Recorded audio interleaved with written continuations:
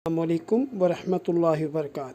तलाश न्यूज़ को तलाश है 6 साला नवाज़ वल मोहम्मद अख्तर की, जो MPR कॉलोनी मंगो पीर से गुज़श्ता चंद दिनों से लापता है। इसकी तलाश में तलाश न्यूज़ की मदद कीजिए, इसे शेयर कीजिए और जहाँ जहाँ तक हो सकता है इसे फैलाइए ताकि वालिदैन को सुख और चैन मिल सके। बहुत शुक्रिया। अस्सलामु अलैकुम वरहमतुल्लाहि वबरकातुह। मेरे भाइयों, अजीज़ों, बुज़ुर्गों, मोहतरमों, मेरे हमवतनों, अस्सलामु अलैकुम वरहमतुल्लाहि वबरकातुह। मेरे भाइयों, जैसे कि आपको मालूम है, इससे पहले मैंने एक वीडियो शेयर की थी। मेरा नाम जुमा खान खरोटी है।